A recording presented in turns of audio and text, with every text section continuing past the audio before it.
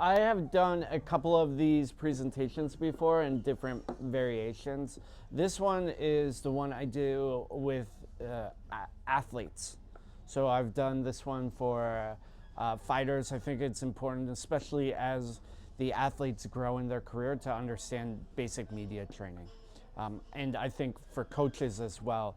We're not quite there yet, but we're starting to see coaches and gym owners be interviewed by foreign press in the same way that a basketball coach will be interviewed. Oh, how did Kobe do? You know, coach, whatever, Phil Jackson. In the same way they would ask Roe, okay, how did Jacob do in Mexico? What did you think of his performance? You know, these things are becoming important.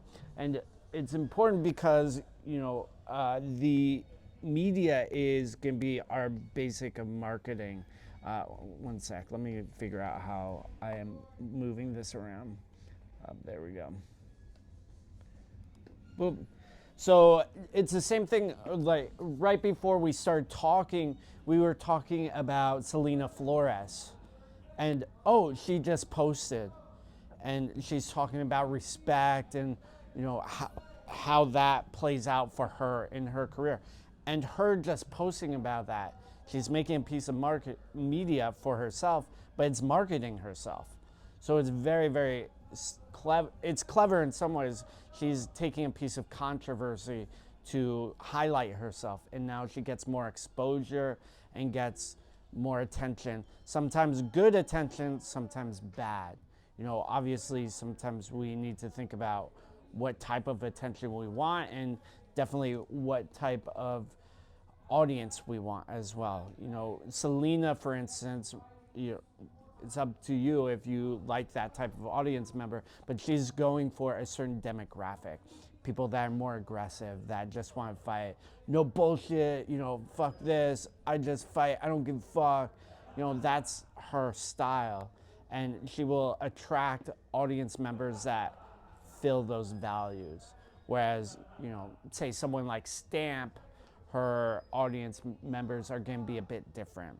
Or, you know, mine is different from Stamp and Selena. You know, I mainly am targeting super dorks and gym owners, like people really invested in the sport, and then, you know, higher level people.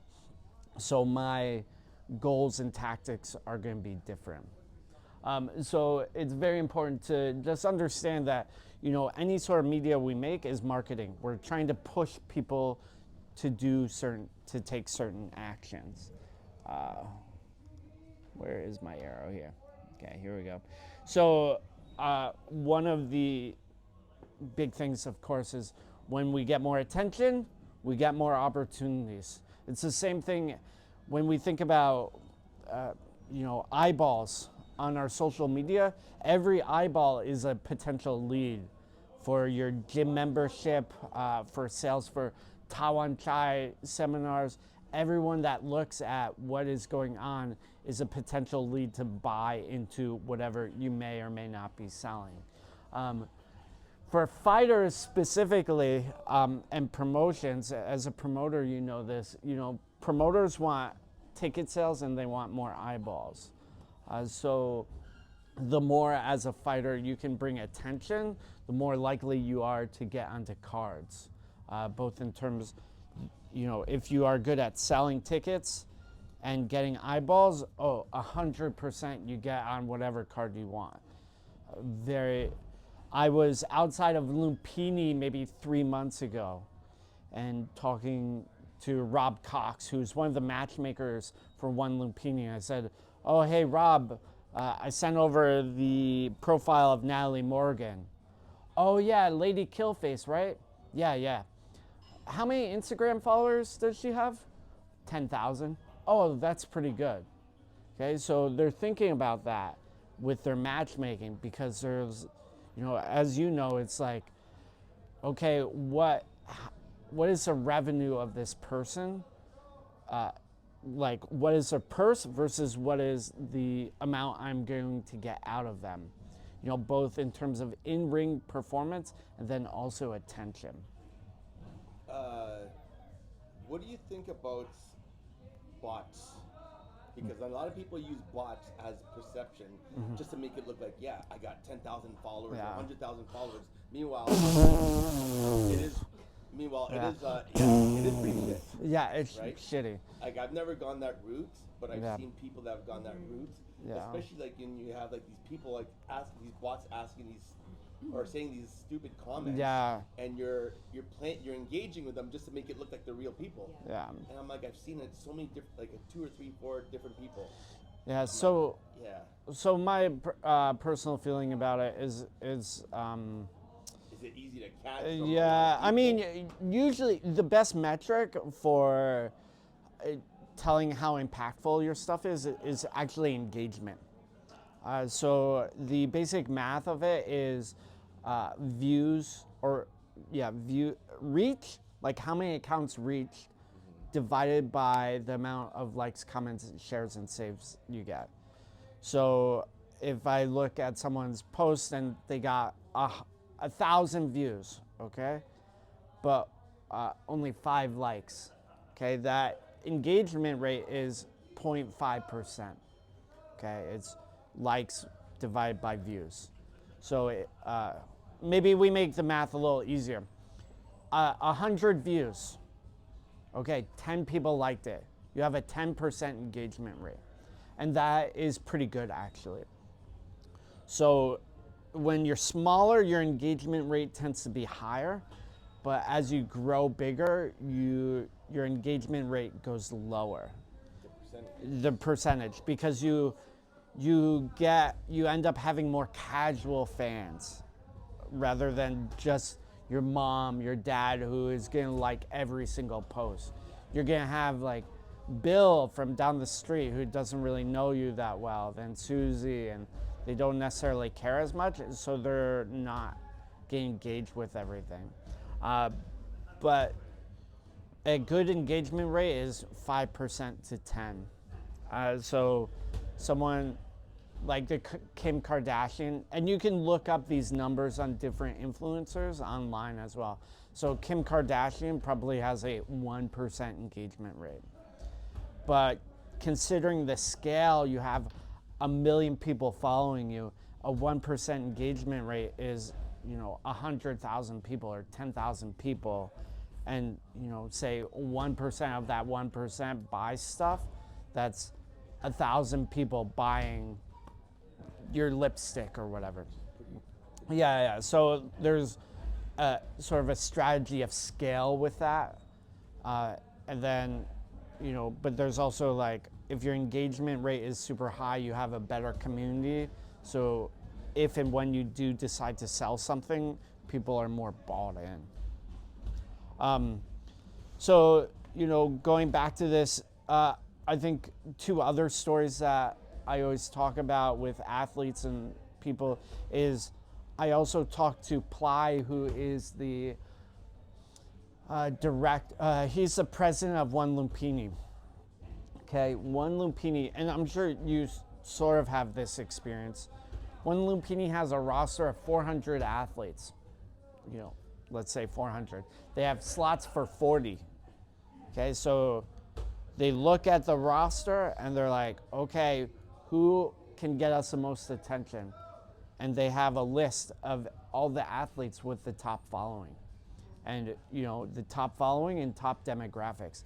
And it's like, okay, Ramel, we have a fight in Canada, and Ramel has 10,000 followers. Ramel, you're on the show. Okay, Lonnie, you have a following of 5 followers. Okay, Ramel, you are on the show.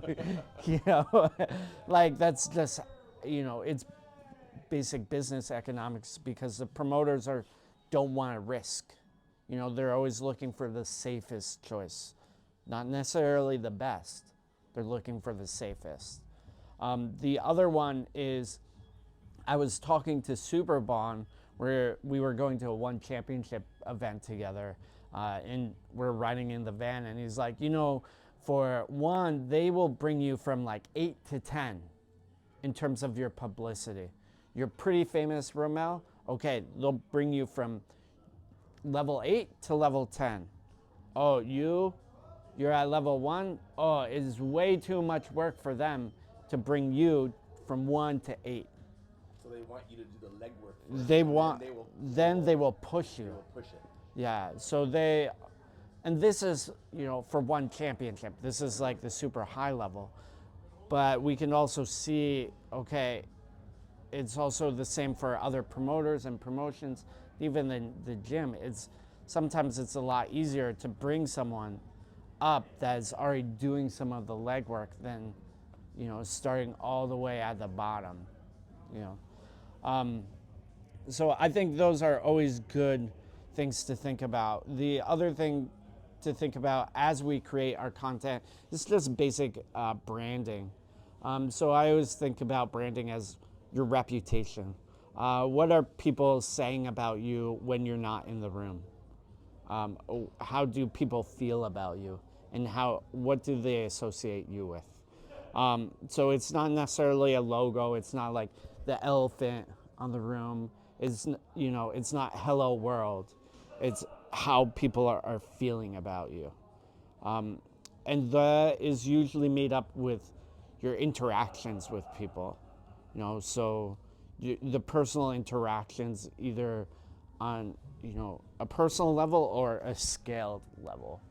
So, how does Lonnie feel about this feeling or this meeting? And then he goes on to talk to his friends about he went to this demonstration. This is what Matt said. Oh, I feel like this and that. So I think and for me, it's a lot easier to distill it down like that than think about it as some amorphous thing. And of course, with reputation, it always takes a long ass time to build, and it's pretty easy to fuck it up. Which is why, I think it's my next slide, why it's important to be pretty authentic. So basically, what you're presenting matches with who you are. So, for instance, I like to take an afternoon nap. I like to get drunk once a week. I like to exercise. So if you see me do any of those things, it's congruent with my image. You're not going to be, if you see me at like a bar somewhere, you're not going to be super surprised because I'm like, oh yeah, once in a while I go out to the bar. I like to have a few drinks. I'm not like a wild party boy, but it's not something I hide. Versus, if I hide it and I say something that I'm not, like it destroys that level of authenticity.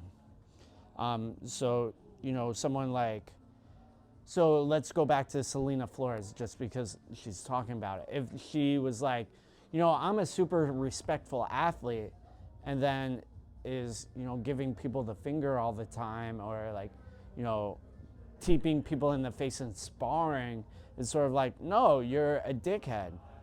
You say, and you're a double dickhead because one, you're a dickhead in practice, and then you're a super dickhead because you say you're something that you're not. Liam Harrison is definitely a good example of someone that's pretty authentic. He's basically a hooligan, and he's not pretending to be something he's not. Someone like Stamp, I think comes out very well because she's very authentic to who she is. Like what you see on camera with Stamp is basically who she is. Okay, maybe on social media she's 11, and in real life she's maybe a 9, but the gap is not that big. So I think it's important to understand that and to always be showing, okay, this is what I am, this is who I am, and then it's a lot easier that way as well. The arrow is so small. Basic media etiquette, as you guys deal with media more, it's same as work stuff. Every single job, you want to show up on time, respond to people on time, and be nice. Pretty easy stuff. You know, again, that was for fighters. Like a lot of it drives me a little crazy sometimes because you will reach out to someone and be like, "Hey, Sam, I'd like to interview you for like this piece of news," and Sam will be just ghost, and it's like, "Sam, what's up?" and nothing, and it's like, Sam, are you serious about this or not? Because the level of the sport right now, almost everyone needs to respond to media inquiries. Okay, someone like Stamp or Smilla or Superbond, okay, now they're at a level where they don't necessarily need to do an interview with a college student. They can go on to higher level things. And to do something with a college student, maybe a little bit of not the best use of time. But from most athletes, their following and presence is just not big enough to elicit that sort of response. But in my experience, a lot of athletes are acting like that. I don't know why. I think it's, overblown sense of ego or something. I've had my share of like people ghosting just for like simple questions. Yeah. Like, Yeah, it's like you don't make sense. Like, yeah. And it's the people that, we go back, it's the people that are getting the most attention that get the most opportunities. Whether it's good or bad attention. Someone like Selena, who is, creating a bit of a bad girl image for herself, people think about that more, so they're much more likely to be like, okay, I need a 57 kilo athlete. Who am I thinking of? Oh, Selena. Is there anyone else? Okay, we got to figure something out. Let's just go with Selena. There's tons of 57 kilo girls, but she's top of mind, so she gets the opportunity. Okay, so moving on. So I always have people, and I think in this, what we will do is I'm going to show you I'm going to create a sample piece in front of you guys of content I did this morning. But it's always good for you all to understand how to structure interviews and then generally what a good interview is. So I make people get started with interviews. So most of the time, most reporters ask the same questions all the time. So it's relatively easy once you get your answers down. It's like, how did you get started? What do you feel? It's pretty simple. What are your goals? A lot of the questions are pretty easy to deal with. Usually when you are interviewing people, there's basically two things that you want to be doing. One, asking open-ended questions. So, how did you feel about the Taiwan Chai seminar? It's a great learning experience. I learned a lot. I picked up very few important details that is going to help me with my game and I get to share with my students as well. Cool. Can you tell me a little bit more about the details that you learned? That's number two. Well, his main, okay. Yeah, no, go. Well, his main weapon is his teep, and he showed some great counterattacks on how when you turn the teep sideways, it's harder to catch, and also the explosiveness of the teep. Throw it like a jab, like snap it out in, don't like hold it out there, right? So like little things, that little side teep detail it makes it harder to catch. So that was like a huge thing that I incorporate now into my teachings, right? So. And can you tell me more about teaching that technique to your students? Okay. Yeah. Basically, when I learn these techniques, I like to break them down, share them with my students. It helps me also learn more about it as well. So. Okay, cool. So I did two things. One is I asked an open question, and then two, I just said, can you tell me more about that? And usually you just pick out one or two specific things that he talked about, or your person you're interviewing talked about. Oh, so Ramel, can you tell me how was Mexico? What was the experience in Mexico like? It was extravagant. Uh-huh. It was unbelievable. Memories created. Experience of a lifetime. Well, can you tell me about a little bit more about how it was extravagant? Just being in a place where different culture, surrounded by different people, not being on a resort, experiencing the small town vibe, and it was just totally amazing. Just the way they approach Muay Thai, the approach their living, everything, their way of their everyday lives. Can you tell me a little bit more about their approach to Muay Thai? It's their approach to Muay Thai is pretty much very similar to us, except they're very I don't know about the rest of Mexico, but the town that we were in, they come from a blue collar. I'm not saying they're lower class, but a lower income generated families. So a lot of what they do, their training is from the heart. They put everything, their passion, whatever they do, it's all from the heart. Whereas here, a lot of kids, a lot of people are just kind of like, it's just here for fitness. So. Cool. So did that make sense? So I asked 2 times, oh, can you tell me more? So if you remember, his first answer was Mexico was extravagant and, colorful. Okay, that's like sort of a so-so answer. Okay, tell me more about the extravagance. Oh, we did. So then we were in a small town, small resort, different sort of culture. Okay, so those were my like sort of 3 leads.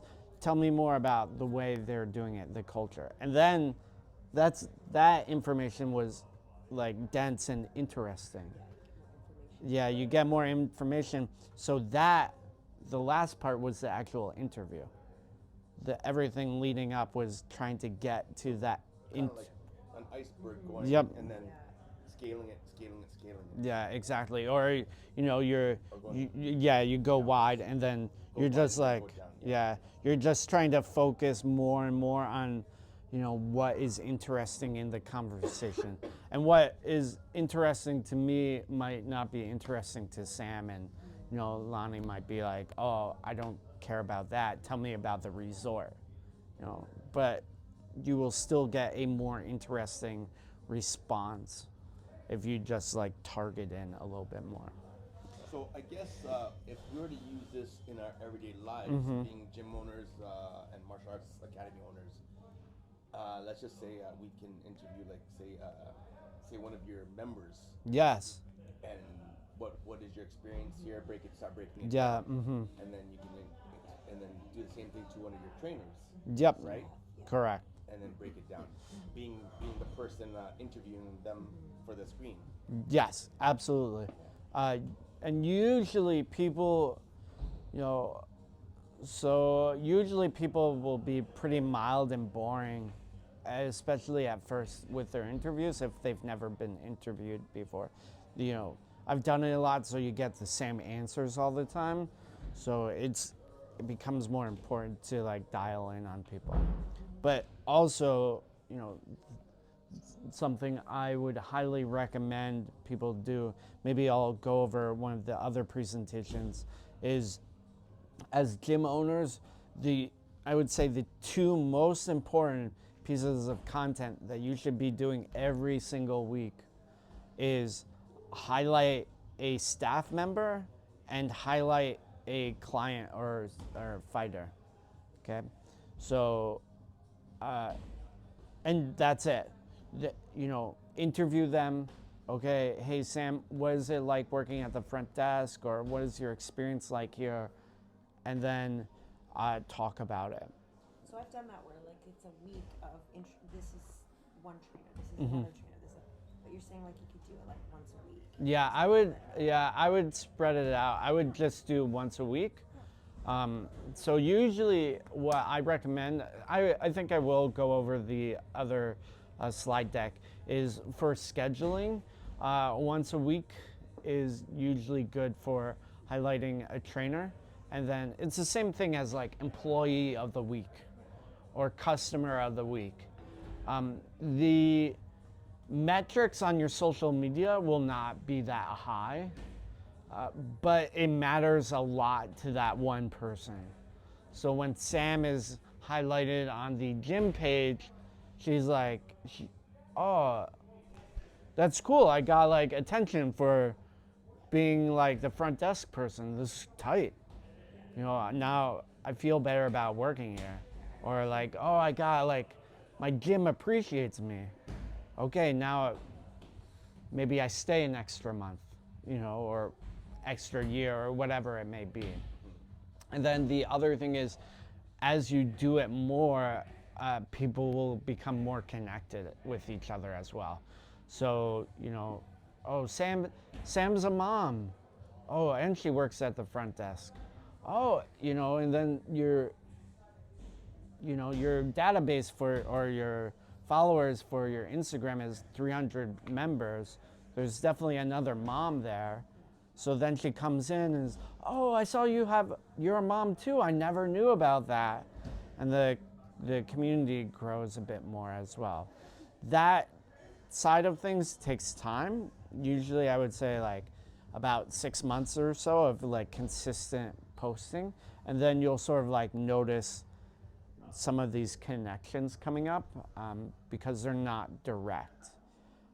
But then people will be like, oh, Lonnie, you know, you're over in the East Compton of, you know, of Toronto. Like, I'm over there all the time. I never knew about that until, you know, Romel interviewed you for that thing. You know, oh yeah, I love, you know, East Compton in Toronto. You know, things like that. Okay. So I think I will try and do a little bit of a couple example, just content creation in front of you guys, just so you can see what it looks like.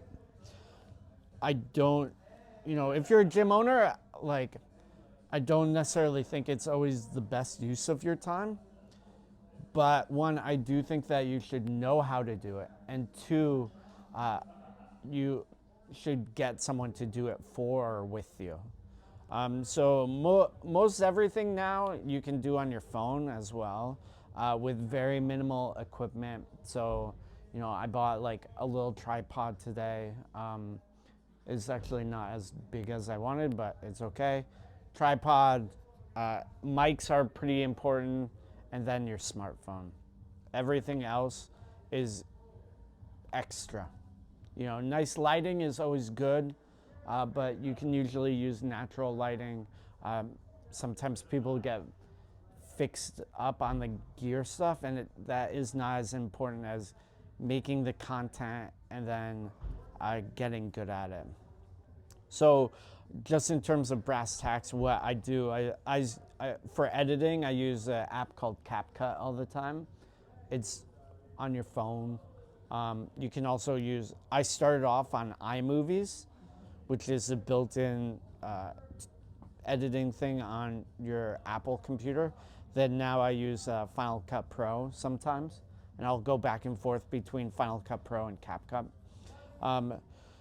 So a lot of it, and this is something that we'll look at, is how to cut clips, just so you sort of know. Using arrows for tutorial videos and adding text. What I would really recommend, and this is something we talked about before, is creating a formula. So having a consistent image all the time. So, for a long time, my images were just people just standing there.